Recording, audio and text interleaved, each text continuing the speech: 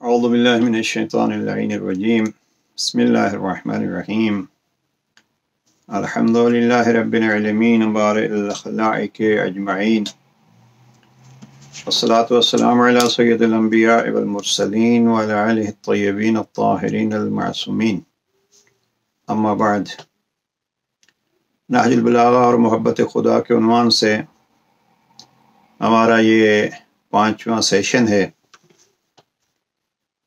اس دعا کے ساتھ اپنی گفتگو شروع کرتے ہیں کہ کریم اللہ ہمیں بھی ان افراد میں سے شمار فرما جو تجھ سے محبت رکھتے ہیں، اور پروردگار ہمیں ان بندوں میں سے حساب فرما جن سے تو محبت رکھتا ہے۔ دو قسم کی محبت خداوند کریم کی طرف سے اپنے بندوں سے ہے۔ ایک اس کی مخلوق ہونے کے حوالے سے، وہ ہر اس بندے سے محبت رکھتا ہے جس کو اس نے خلق کیا، بلکہ انسان سے ہٹ کے بھی جو اس کی مخلوق ہے وہ اس کی محبوب ہے۔ ایک محبت کلی ہے جو مخلوق خدا کے حوالے سے، ایک محبت مخصوص ہے جس کا تعلق عبادت گزاران پروردگار سے۔ دیکھیے قرآن مجید میں انسان کو مختلف ذریعوں سے پکارا گیا ہے، کبھی آمنو، کبھی صاحبان تقوی، کبھی ناس کر کے کہا گیا ہے۔ لہذا ہمیں دیکھنا یہ ہے کہ ہم کس کیٹیگری میں ہیں، کس شمار میں آتے ہیں۔ اس کو تو وہ محبت ہے، اور گناہ گاروں سے بھی، عبادت گزاروں سے بھی، لہذا جو اس کی مخصوص محبت ہے وہ اس کے اپنے بندوں سے ہے۔ البتہ یہاں ایک چیز اپنے موضوع سے تھوڑی سی ایک طرف ہے، اور وہ یہ ہے کہ بعض اوقات ہمارے ہاں یہ تصور کیا جاتا ہے کہ جو اس کے محبوب بندے ہوتے ہیں وہ بڑی راحت میں، آرام میں، آسائش میں ہوتے ہیں۔ نہیں، حقیقت یہ ہے کہ وہ محبوب بنتے ہی تب ہیں جب وہ امتحانات میں اور اس پٹھی سے پختہ ہو کے آگے جاتے ہیں۔ اس لیے نفس مطمئنہ کے مقام تک پہنچنے کے لیے کربلا کے مدرسے کے طالب علم بننا پڑتا ہے، اسٹوڈنٹ بننا پڑتا ہے، اور رب تک پہنچنے کے لیے اور قابل صلوات بننے کے لیے وَلَنَبْلُوَنَّكُمْ بِشَيْءٍ مِّنَ الْخَوْفِ وَالْجُوعِ وَنَقْصٍ مِّنَ الْأَمْوَالِ وَالْأَنفُسِ وَالثَّمَرَاتِ وَبَشِّرِ الصَّابِرِينَ۔ وہ صابرین کی منزل کو پانے کے لیے وہ امتحانات دینے پڑتے ہیں۔ وَلَنَبْلُوَنَّكُمْ بِشَيْءٍ مِّنَ الْخَوْفِ، یہ خوف اس کی پہلی سیڑھی ہے، بھوک ہے، ثمرات یعنی اولاد ہو، آپ کے مال و متال کا ضائع ہونا ہے، یہ سارے امتحانات گزار کے انسان بنتا ہے۔ وَبَشِّرِ الصَّابِرِينَ، صابرین کو مبارک دو، اور پھر صابرین کی نشانی یہ بتلائی الذین اذا اصابتہم مصیبہ، جب ان پر مصیبت آتی ہے تو وہ کیا کہتے ہیں؟ انا للہ و انا الیہ راجعون۔ انا للہ کا جو ترجمہ اور جو تفسیر امیر المومنین نے نہج البلاغہ میں کی ہے، وہ میں اگر کہوں تو مناسب ہوگا کہ وہ علی ہی تفسیر کر سکتے ہیں۔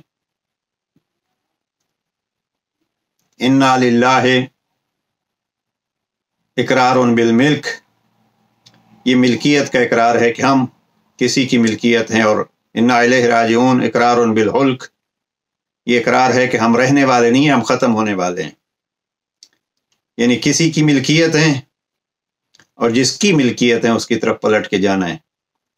اب یہ اگر انسان کے ذہن میں ہو تو وہ صابرین کی صفات ہیں یہ، اور ان امتحانات سے گزر کے محبوب بنا جاتا ہے۔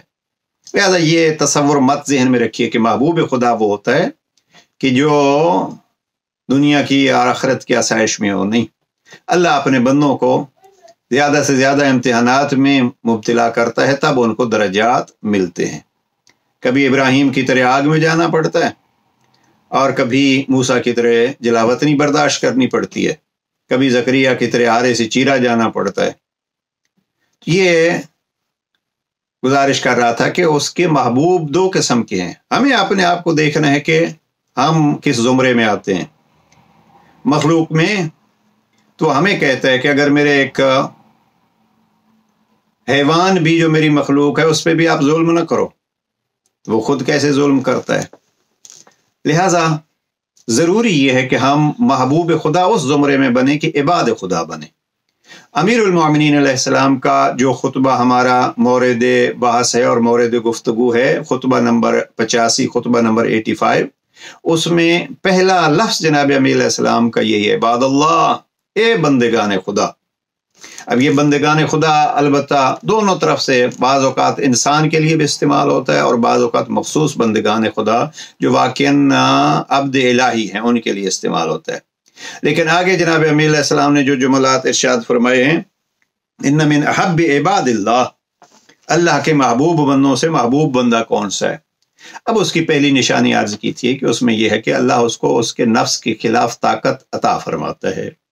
تو یہ اس خطبہ نمبر 85 کو ہم لے کے اس عنوان سے کہ نہج البلاغہ میں جناب امیر علیہ السلام نے محبوب خدا بننے کے کون سے اصول بتلائے ہیں اور محبوبان خدا کی کون سی نشانیاں بتلائی ہیں۔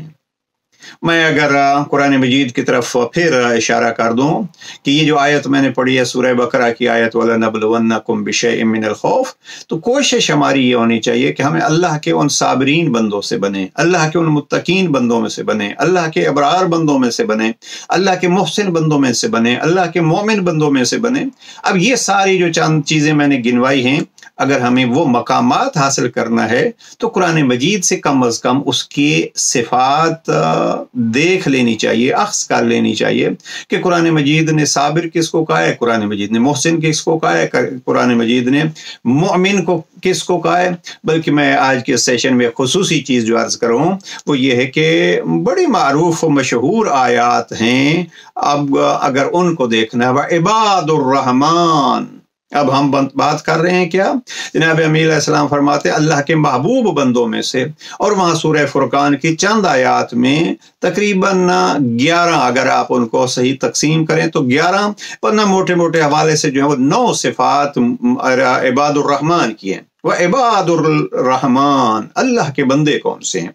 تو ہمیں ایک کام کرنا ہے، اور وہ کام یہ کرنا ہے کہ ہمیں اللہ کی بندگی اختیار کرنی ہے۔ جب ہم اللہ کی بندگی اختیار کرتے ہیں تو پھر وہ جب اپنی مخلوق سے محبت کرتا ہے تو اپنے عبد سے بھی ضرور محبت کرے گا۔ یہ اس کے لطف کا تقاضا ہے، یہ اس کے کرم کا ایک مقام ہے۔ اب جناب امیر علیہ السلام نے اس خطبے میں جو اوصاف بیان کیے ہیں یا نشانیاں بیان کی ہیں، یا یوں کہوں کہ جو راہیں اس امام نے بیان فرمائی ہیں، وہ ان میں سے ایک ہے فَظَهْرَ مِصْبَاحُ الْهُدَىٰ فِي قَلْبِهِ، کہ محبوب خدا وہ ہوتا ہے، اور اللہ کا سب سے محبوب وہ ہے کہ ہدایت کا چراغ اس کے دل میں روشن ہوتا ہے۔ یہ بہت بڑا ایک مقام جو عباد الرحمن کا بتلایا گیا ہے، ہدایت کا چراغ ان کے دل میں روشن ہوتا ہے۔ دیکھیے اس دنیا میں یہ نہیں ہوتا کہ انسان کہے کہ بس اللہ سبحانہ و تعالیٰ میری رہنمائی کرتا رہے گا اور مجھے کچھ نہیں کرنا، نہیں، اللہ سبحانہ و تعالیٰ نے رہنمائی کر دی، اور اللہ سبحانہ و تعالیٰ نے 2 انداز سے رہنمائی فرمائی ہے۔ ایک راہ اس نے یہ اپنایا ہے کہ کتاب کی صورت میں کتاب لا ریب بھیج دی ہے، اور ایک اس نے اپنے بندے ایسے منتخب کر کے بھیج دیے ہیں جنہوں نے زندگی گزار کے دکھائی ہے۔ اس لیے کہ کتابوں پہ بعض اوقات انسان کہتا ہے کہ یہ کتابی باتیں ہیں، بہت دفعہ آپ کو یہ جملہ سننے کو ملے گا، یہ کتابی باتیں ہیں، یعنی پڑھ تو آپ سکتے ہیں، کر نہیں سکتے۔ نہیں، قرآن مجید میں جہاں پڑھنے کی باتیں ہیں وہاں اللہ سبحانہ و تعالیٰ نے اکثر ان محبان خدا کے واقعات نقل کیے ہیں جنہوں نے وہی کچھ جو قرآن نے کہا ہے انہوں نے کر کے دکھایا ہے، اور یہی نمونہ ہے۔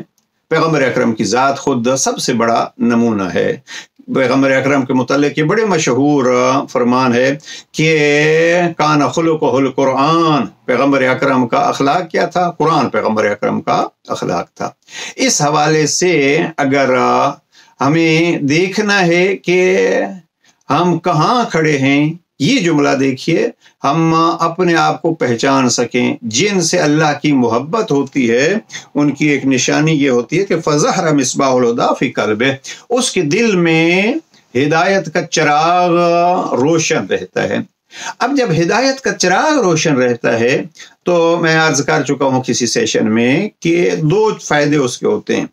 एक तो यह है कि जब हिदायत का चिराग दिल में रोशन होता है तो वो फिर गुमराही के गढ़ों में नहीं गिरता, गुमराही के और उस जुल्मत के तूफानों में नहीं गिरता।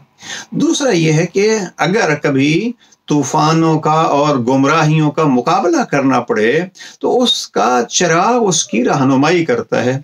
और तीसरी चीज़ ये है कि अगर वो दिल में हिदायत का चिराग रोशन रखता है तो वो दूसरों के लिए भी हादी बन जाता है। और शायद मुत्तकियों की तारीफ करते करते फिर ये दुआ अल्लाह सुब्हानहू व तआला ने कुरान में लिख दी कि आप भी ये दुआ कर लिया करो, वजअलनी लिल मुत्तकीन इमामा, कि हमें मुत्तकियों का इमाम बना। अब ये दुआ है, तो अब ये मुत्तकियों का इमाम बना, खुद एक तकवा, एक मोहब्बत खुदा का नमूना है, लेकिन मुत्तकियों का भी इमाम, यानी उनमें से भी कोशिश ये होनी चाहिए कि हम सरे फहरिस्त हों। और यही है वो तकसीम जिसको हम कहते हैं कि ईमान के दर्जात हैं, तकवा के दर्जात हैं। कोई मुत्तकी होता है, कोई इमामुल मुत्तकी होता है। और इमामुल मुत्तकी जैसे आप देखिए, हम लफ्ज़ इमाम भी, पेश नमाज 5 बंदों की एक मस्जिद है और एक जमात है तो वहाँ भी इमाम कहलाएगा। और लाखों, और पैगम्बर अकरम के लिए भी जनाब अमीर अलैहिस्सलाम ने लफ्ज़ इमाम इस्तेमाल किया है, जो कायनात के इमाम हैं। तो उसका मकसद ये नहीं है कि हम किसी को अगर इमाम कहते हैं तो फिर माज़अल्लाह मसलन जनाब अमीर अलैहिस्सलाम के मुकाबले में या किसी और के मुकाबले में, ये लफ्ज़ इमाम चूँकि एक अरबी का लफ्ज़ है उस एतबार से इस्तेमाल होता है। अब जिसके दिल में चिराग हिदायत रोशन होता है वो यकीनन महबूब खुदा बनेगा, इस एतबार से कि खुद भी गढ़ों में गिरने से महफूज रहेगा, बल्कि उसके पीछे जो आएंगे उनको भी महफूज रखेगा। अब ये दिल के चिराग कैसे रोशन होते हैं? दिल के चिराग रोशन करने के लिए फिर अल्लाह की मारिफत चाहिए, और जिन्होंने अल्लाह की मारिफत हासिल करके इस राह को तय किया है उनकी पैरवी चाहिए। ये आसान तरीन तरीका है अल्लाह की मारिफत, और जिनको अल्लाह ने हादी बना के भेजा है उनकी इताअत। मारिफत और इताअत ये जमा हो जाएंगे तो फिर इंसान यकीनन मराहिल हिदायत पे रवां दवां रहेगा। और फिर जब उसके पीछे लोग आ रहे होंगे तो वो मुत्तकियों का इमाम भी बन रहा होगा। लिहाजा साथ साथ दुआ ये भी करना चाहिए कि दिल अगर उस चिराग हिदायत से रोशन है तो जैसे जनाबे, बल्कि कुरान मजीद के अल्फाज है, रब्बना ला तुज़िग़ क़ुलूबना बअद इज़ हदैतना, जब हमारे इन दिलों को एक दफ़ा तूने हिदायत के चिराग से मुनव्वर कर दिया है, हादी हिदायत कर ली है, तो फिर अब हमें हिम्मत दे कि हम उस दिल को महफूज रख सकें, या यूँ कहूँ कि उस चिराग को बुझने से बचा सकें। अब ये है एक पहचान मोहब्बत की। अहब्ब इबादल्लाह, अल्लाह के महबूब बंदों में से एक वो है जिसके दिल हिदायत के चिराग से रोशन है। अब जनाब अमीर अलैहिस्सलाम की ज़िंदगी को देखिए तो जनाब अमीर अलैहिस्सलाम की ज़िंदगी का ये बहुत बड़ा मकसद था कि इमाम फरमाते थे मेरे ज़रिए से कोई हिदायत पा जाए। और अल्लाह सुब्हानहू तआला ने भी इसलिए कहा इहदिनस सिरातल मुस्तकीम की दुआ मांगो, लेकिन साथ नज़र उन पे रखो जो हिदायत याफ्ता हैं। लिहाजा चिराग हिदायत, ये बहुत सारे जुमलात नहजुल बलागा के जहन में आ रहे हैं जहाँ जनाब अमीर अलैहिस्सलाम फरमाते हैं हम हैं वो चिराग हिदायत। और जनाब अमीर अलैहिस्सलाम ने एक जगह पे फरमाया कि बिनहतदैतुम फी ज़ुलमा, अंधेरों में तुम हमारी वजह से ہدایت پا چکے ہو، اور آئندہ بھی اگر ہدایت پاؤ گے تو ایک اور جملے میں ہے جناب امین علیہ السلام کا فرمان کہ اگر آئندہ بھی ہدایت پانا چاہتے ہو تو وہ ہمارے ذریعے سے ہی آپ کو ملے گی۔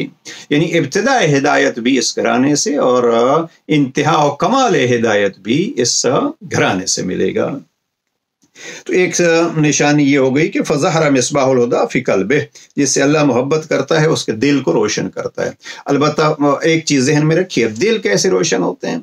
ہمارے ہاں یہ ذرا ایک افسوس کی بات ہے، بہرحال عرض کر رہا ہوں مختصراً، ہمارے ہاں مشکل یہ بن گئی ہے کہ ہر بندہ ہر فیلڈ میں بس اپنے آپ کو سب سے بڑا سمجھتا ہے، اور کوئی اگر کہیں کسی جگہ پہ خود کو سب سے بڑا سمجھنے لگے تو پھر یہ بڑائی انسان کو شیطان بنا دیتی ہے۔ بڑے اعتماد کے ساتھ یہ بات کر رہا ہوں۔ اگر انسان جو ہے وہ اپنی عبادت پہ ہی فخر کرنے لگے تو وہ شیطان بنا دیتی ہے۔ اگر انسان اپنے علم پہ فخر کرنے لگے تو وہ بلم باورا بنا دیتی ہے۔ اگر انسان اپنے مال پہ رب سے ہٹ کے فخر کرنے لگے تو اس کو قارون بنا دیتی ہے۔ اور اگر آپ ان کے اختتام کو دیکھیے تو انسان کے لیے واضح ہوتا ہے کہ یہ حقیقت میں جو اتنے بڑے بن رہے تھے کہ ہم بڑے ہیں، وہ حقیقت میں کمزور کتنے تھے۔ لہٰذا کسی فیلڈ میں اگر بڑا بننا ہے تو بڑا بننے سے بڑے نہیں بنیں گے، بلکہ بڑھائی کے لیے ضروری یہ ہے کہ جو سب سے بڑا ہے، جملہ میں پھر کہہ گیا، سب سے بڑا ہے اللہ اکبر، اکبر من ان یوسف، اس سے بڑا ہے کہ کوئی اس کے وصف بیان کر سکے۔ تو اگر کوئی اس کا ہو جائے تو پھر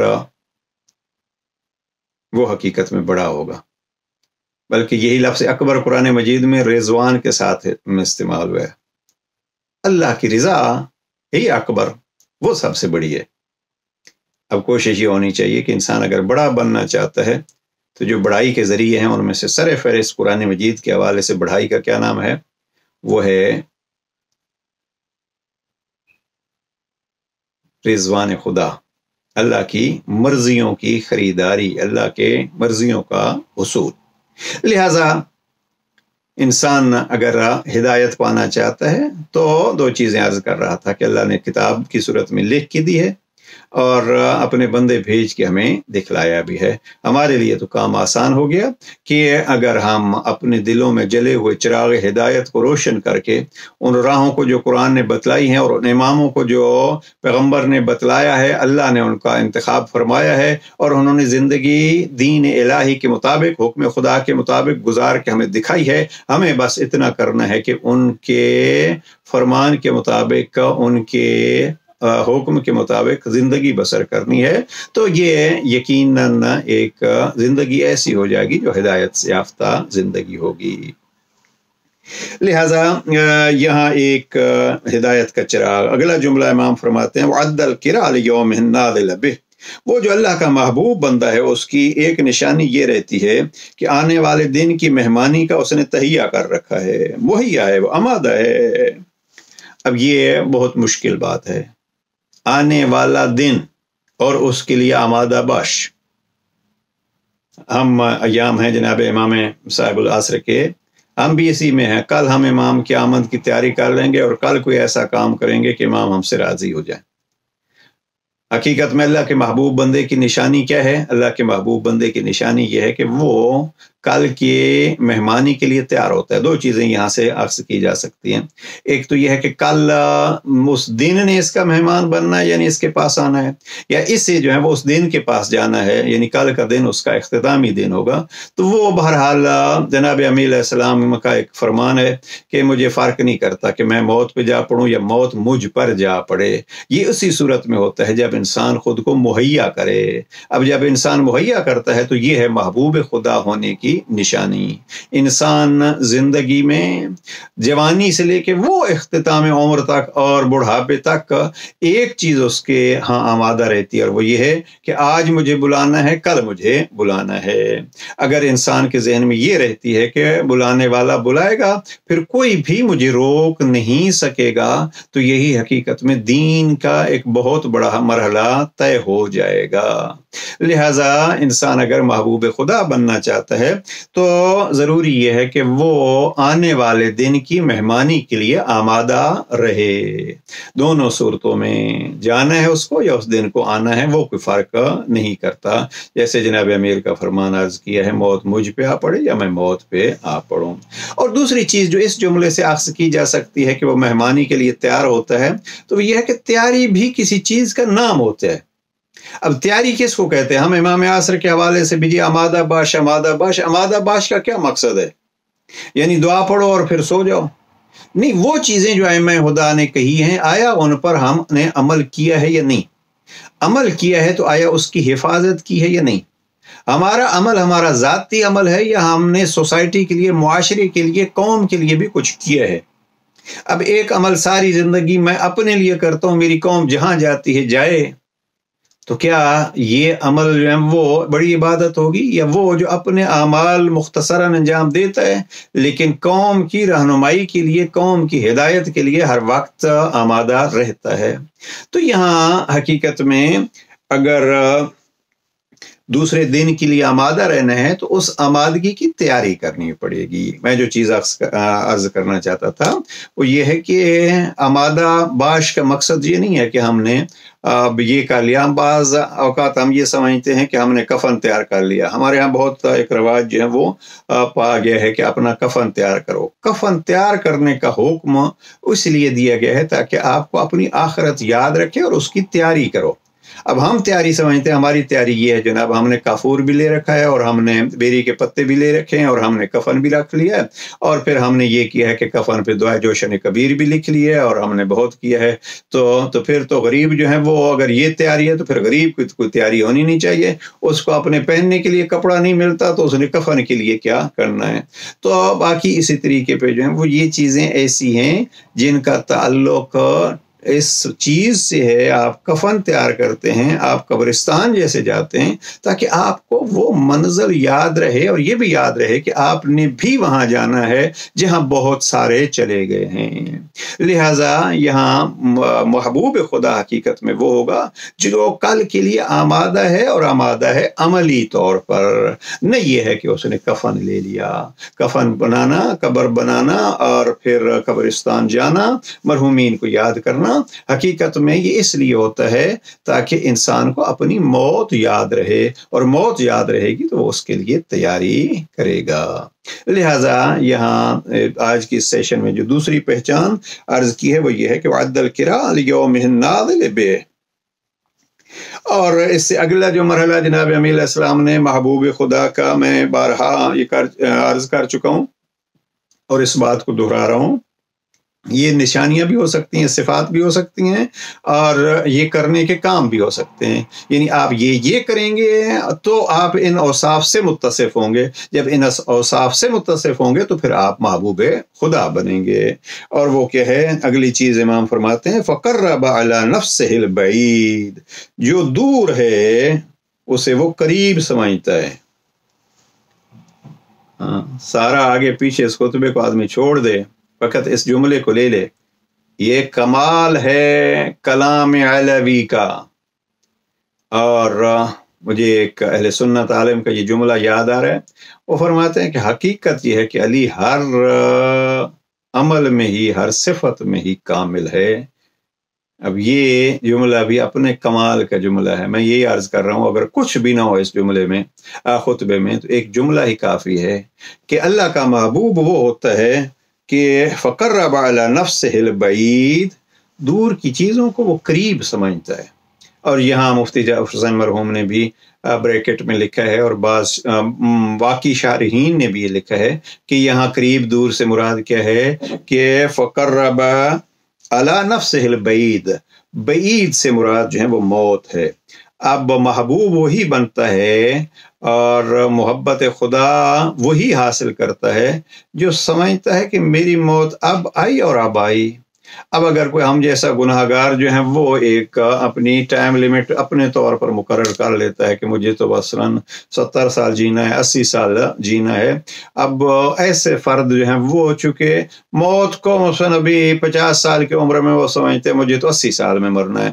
کہتا ابھی 30 سال اور ہیں، میں کچھ اور وقت آئے گا تو کر لوں گا. نہیں، اگر انسان بعید کو قریب سمجھے، ہمارے سامنے کئی جوان گئے، ہمارے کئی عزیز گئے، ہم سے چھوٹے گئے، تو مقصد یہ نہیں ہوتا کہ آپ ایک مدت، آپ ایک ایج معین کر کے بیٹھ جائیں اور اپنی زندگی اس کے مطابق گزاریں. نہیں، محبوب خدا کی نشانی یہ ہوتی ہے کہ وہ بعید کو یعنی موت کو قریب سمجھتا ہے.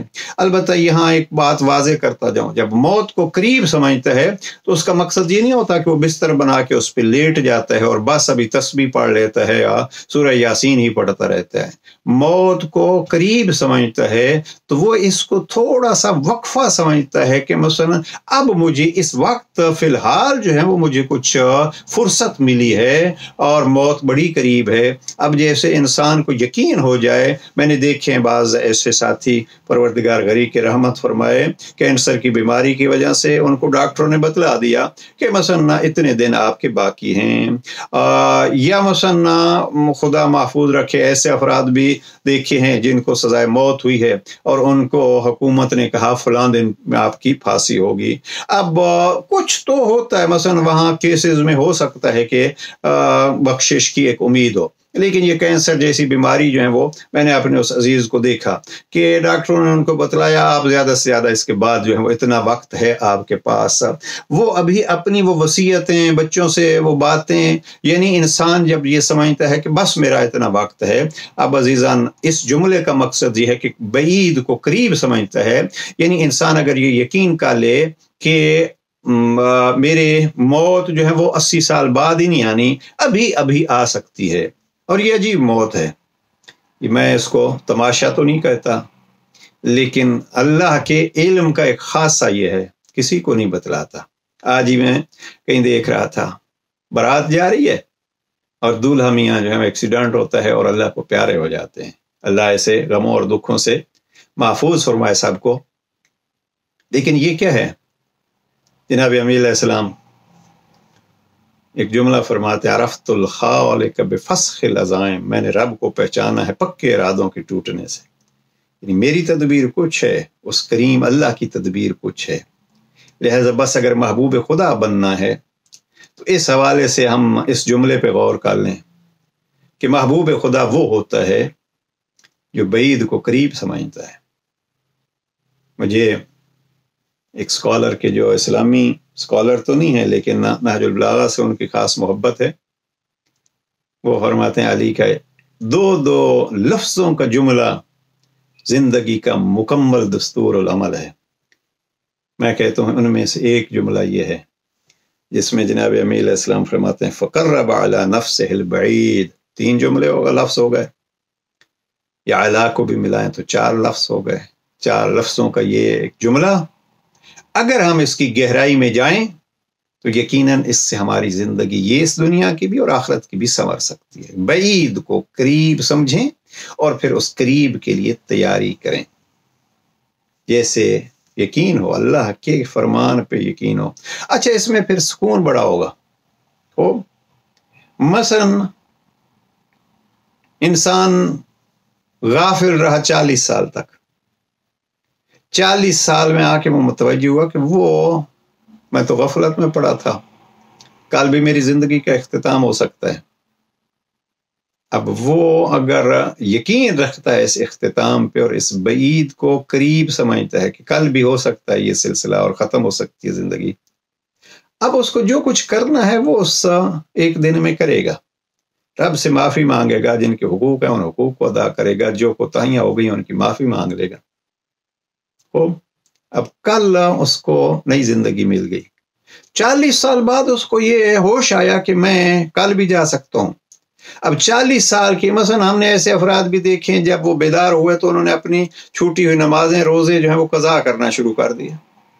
اب وہ متوجہ ہوا، ابھی مثلا اس کو 10 سال مل گئے اسی بونس کے اور اس نے یہ نمازیں بھی پڑھ لی اور باقی اعمال بھی انجام دیے. ابھی اگلے جو ہیں ایک قسم کا جو ہے وہ ایک مضبوط بنیادوں پہ کھڑا ہے، اللہ کا قرب اس نے حاصل کیا ہے، اس لیے کہ وہ تو یہ موت کو سمجھ رہا تھا کل اور کل. اب جو اس کو اضافی دن ملیں گے وہ ان کو بونس سمجھے گا اور اب یہاں سے اس کے درجات بلند ہوں گے. اس لیے کہ وہ گناہوں کی معافی مانگ چکا ہے اور اب وہ اس سے آگے بڑھنا چاہتا ہے۔ لہذا ایک مختصر سا جملہ ہے کہ قرب علی نفسہ البعید، وہ اپنے نفس کے لیے اس بعید کو قریب سمجھتا ہے۔ ہمیں بھی اپنی زندگی اس انداز سے گزارنی چاہیے کہ اگر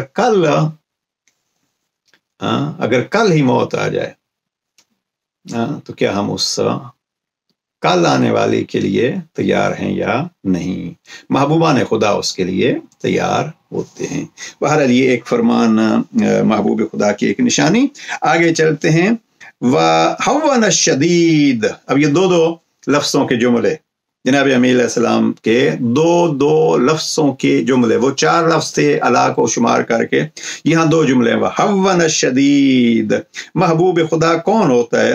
سختیوں کو آسان سمجھ لیتا ہے، سختیوں کو آسان سمجھ لیتا ہے۔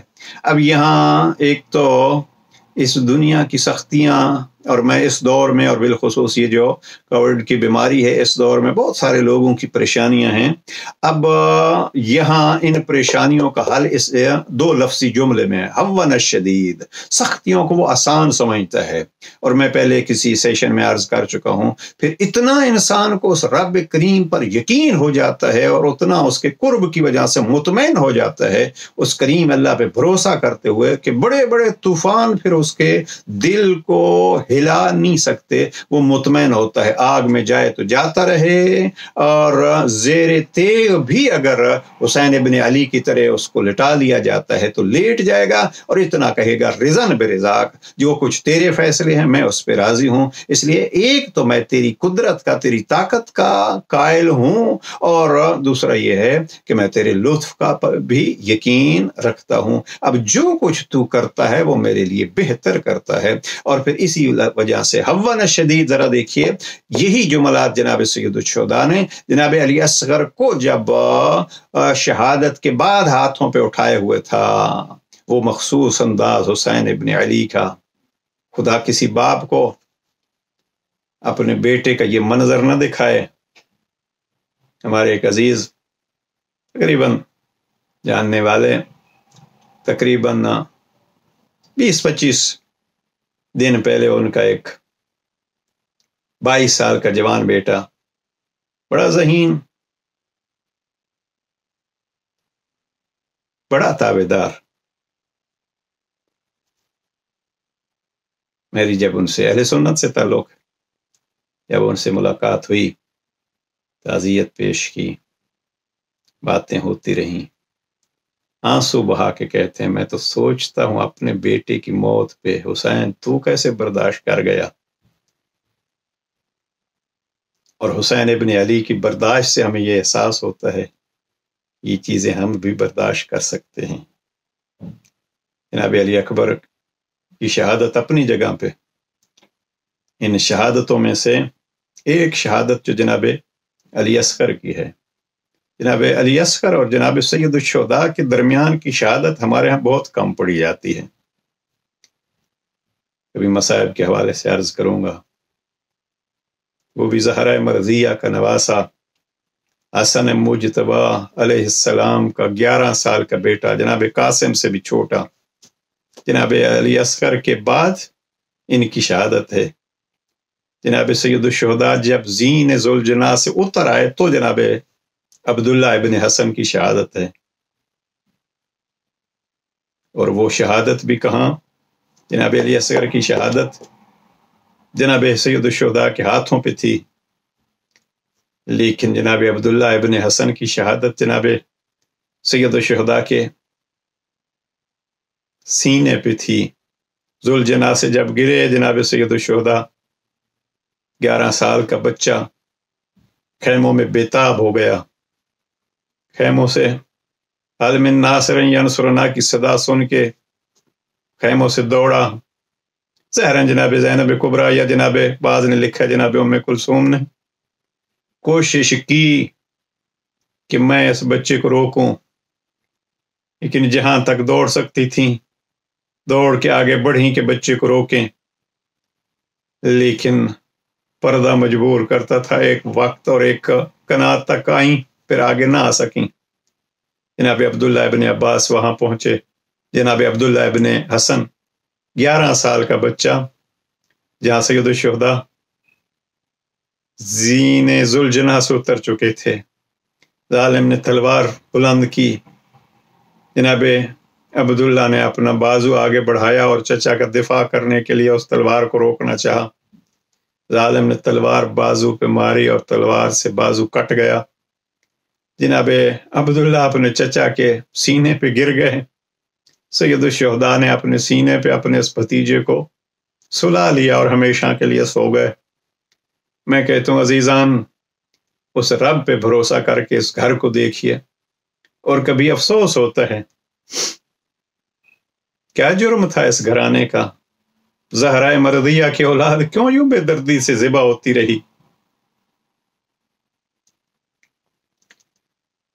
مصائب نہ میرا موضوع ہے اور نہ اس میں کبھی کوشش کی ہے، بس ایک لفظ ہوا نہ آ گیا. جناب علی اصغر کی شہادت کے بعد 6 ماہ بچے کے جسم کو ہاتھوں سے سنبھالا، اس کے گلے کا خون چلو میں لیا، اپنی ریش مبارک کو خضاب کیا، جملہ کہا ہون علیہ، یہ سارا کچھ میرے لیے آسان ہے. کیوں؟ اس لیے کہ فی نظرک، یہ اللہ کی نگاہوں میں ہے. ہون الشدید، اللہ کے محبوب بندے کی تعریف. علی امیر المومنین نہج البلاغہ کے خطبہ 85 میں یہ فرماتے ہیں، محبوب خدا کی پہچان یہ ہوتی ہے کہ اللہ پہ بھروسہ کرتے ہوئے ہون الشدید، وہ سختیوں کو آسان سمجھتا ہے. بس عزیزان، زمانے میں دنیا میں اگر کہیں سختیوں کا مقابلہ ہو تو سختیوں سے ٹکرا کے رضا خدا کے خریدار سید الشہداء کو یاد کر لیا کیجئے. انشاءاللہ یقیناً اس مرحلے میں رب بھی مدد کرے گا اور وہ سختیاں بھی آسان ہو جائیں گی.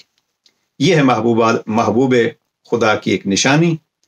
اور یہ علی فرماتے ہیں محبوب خدا کو چاہیے کہ وہ سختیوں کو آسان سمجھے. ہون الشدید. اور یہ جملہ اگلا جناب امیر علیہ السلام کا، بڑے بڑے فلاسفہ مثلا شیخ محمد تقی، علامہ محمد تقی جعفری، جنہوں نے 27 جلدوں میں نہج البلاغہ کی، یہ ہمارے لائبریری میں موجود ہے. اس میں ایک جگہ پہ لکھتے ہیں پورے فلسفے کو 2 لفظوں میں اگر نچوڑ کے طور پر دیکھنا ہو تو یہ جملہ ہے، نظر فابصر، دیکھتا ہے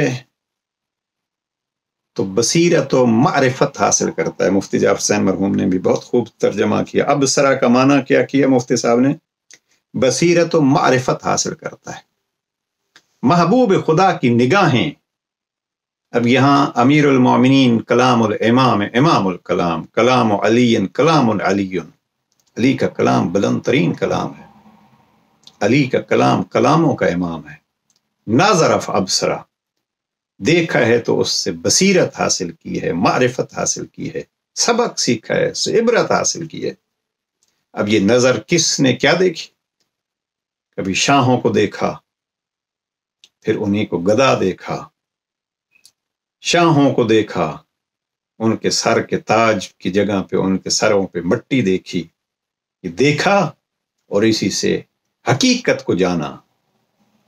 اور کبھی کسی غریب کو دیکھا تو دل تڑپ گیا، اس لیے کہ اس کے سامنے یہ بھی ہے کہ کل یہ کچھ میرے ساتھ بھی ہو سکتا ہے، اور یہ بھی ہو سکتا ہے کہ میں جس کو دیکھ رہا ہوں کل مجھ سے اس کے بارے میں سوال کیا جائے گا. وہ تڑپتے ہوئے درد مند کو، غریب کو، فقیر کو، مسکین کو آپ نے دیکھا تھا، آپ نے اس سے کیا حاصل کیا؟ ناظرہ فابصرہ، اس نے دیکھا تو اس نے بصیرت و معرفت حاصل کی. بس عزیزان، آئیے محبوب خدا بننے کے لیے ہماری نظریں ایسی ہوں کہ ان نظروں میں بصیرت ہو، ان نظروں سے معرفت حاصل ہو، ان نظروں سے عبرت حاصل ہو۔ اگر یہ حاصل ہو جائے، کسی کو بہت کچھ ملتے ہوئے دیکھتا ہے تو وہ خود کو حقیر نہیں سمجھے گا، اس لیے کہ جہاں اس نے وہ نظر دیکھی، یہاں بصیرت بھی دیکھی کہ اس کے سر کا تاج خاک آلود کیسے ہوتا ہے۔ اور اگر کسی کو خاک آلود دیکھتا ہے تو مایوس نہیں ہوگا، اس لیے کہ اس نے خاک سے اٹھے ہوئے کو تخت حکمرانی پر بھی دیکھا ہے۔ فقط ایک بات کرنی ہے، فَأَبْصَرَ نَظَرَ فَأَبْصَرَ، اس نظر کو یوں ڈھالنا ہے، دیکھنا یہ ہے کہ یہ سارا کچھ میرے خالق کا بنایا ہوا ہے، اور اسی دیکھی جانے والی چیز میں میرے رب نے میرے لیے درس رکھا ہے۔ وہ درس سیکھ کے رب کی پہچان ہو سکتی ہے، رب کی پہچان ہو سکتی ہے، تو پھر وہی رب کو پہچانے گا، وہ عمل بھی ایسا کرے گا جیسے اس کا رب چاہتا ہے۔ مجھے برے صغیر کے ایک مشہور شخصیت سید حسین علیین مآب، سید العلماء، سید دلدار علی غفران مآب کے فرزند ارجمند، ان کی ایک عقیدے کی کتاب ہے 5 جلدوں میں، اس کی پہلی جلد اردو میں بھی ترجمہ ہوا ہے، حدیقہ سلطانیہ۔ اس میں اس بحث کو انہوں نے تفصیل سے لکھا ہے، وقت نہیں ہے کہ میں اس تفصیل میں جاؤں۔ یہ ہے خلاصہ اس کا، 2 جملوں میں عرض کر رہا ہوں۔ وہ کہتے ہیں کہ اگر خدا کو پہچانے گا تو پھر اس پہچان کے بعد زندگی ایسے گزارے گا کہ ہر اس کام سے جس سے رب غضبناک ہوتا ہے اس سے دور رہے گا، اور ہر اس کام کی طرف جائے گا جس سے وہ محبوب خدا بنے۔ پروردگار محمد و آل محمد کی عظمتوں کا صدقہ ہمیں بھی اس فہرست میں شامل کر لے، یہ اس کے محبوب بندوں کی فہرست ہے، اور اس کی بندگی اور اس کی محبت کے جو رکاوٹیں ہیں پروردگار ہمارے زندگی کے مراحل سے ان کو دور فرمائے، اور ہمیں وہ دور کر کے رب کے قریب آنے کی توفیق نصیب فرمائے۔ والسلام علیکم ورحمۃ اللہ وبرکاتہ۔